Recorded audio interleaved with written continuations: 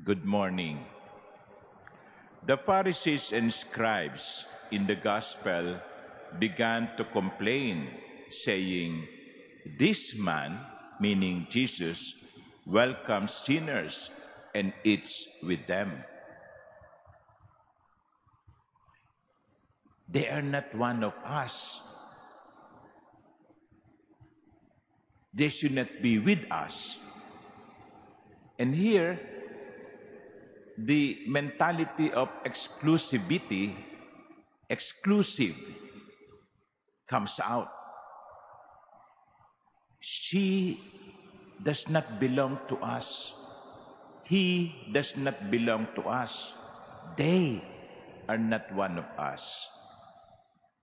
But Jesus has something else in mind. Instead of building walls, Jesus is destroying walls because Jesus would like to be inclusive. Parang sinasabi sa atin ng Panginoon, oo, iba sila, iba kayo, iba tayo, pero hindi ito nangangahulugang hindi tayo pwedeng magsama-sama. Kaya nga ang Panginoon, tinatanggap maging yung mga makasalanan, maging yung mga lumayo upang muli silang pabalikin sa tahanan ng Ama. Kasi ang katwiran ng Panginoon, kahit isa na nawala sa mata ng Diyos, mahalaga. Kaya nga yung dalawang talinghaga na ikinuwento ng Panginoon, nagpapakita sa atin, kahit na isang nawawala, hahanapin. Isang nawawalang tupa, hahanapin.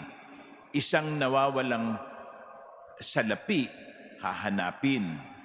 Sapagkat kahit isa, mahalaga.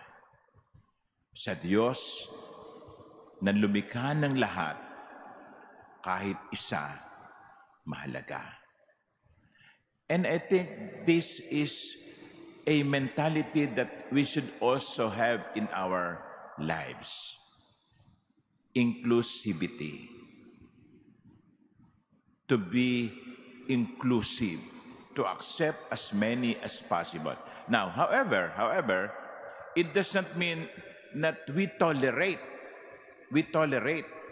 the sin of others.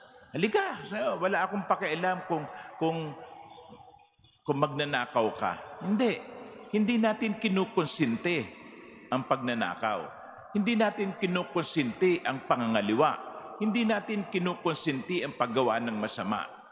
Ang sinasabi natin ay ang simbahan, tayo, ako at kayo, tinatanggap maging ang makasalanan sa layuning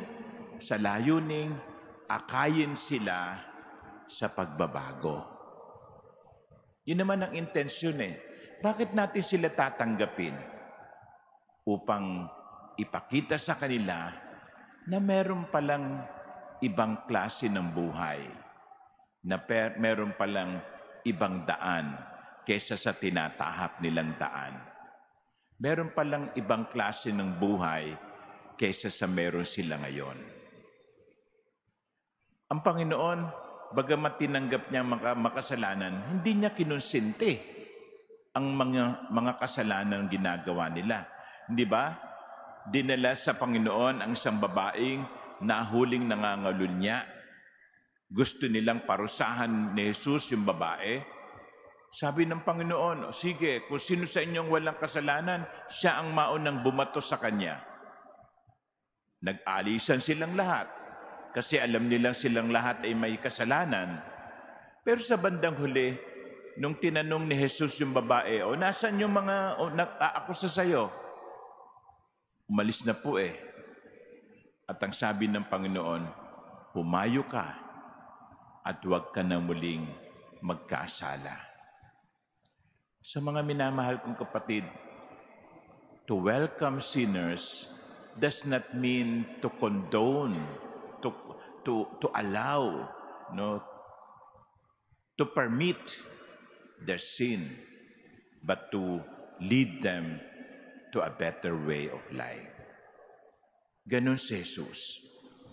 At ganon din tayo dapat. Bakit? Kasi ang simbahan dapat katulad ng isang mesa. Pwedeng kumain kahit sino. Sapagkat sa kaharian ng Diyos, ang lahat ay welcome. Sapagkat sa mata ng Diyos, ang bawat isa ay mahalaga. Sa buhay ninyo, mga ginigilig kong kapatid, meron bang nawawalay? Meron bang nahihiwalay?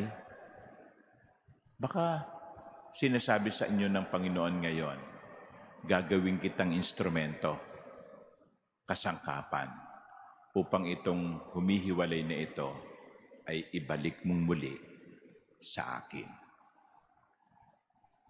Jesus would be very happy for just one sinner who returns. Because for God, everyone is important. Amen.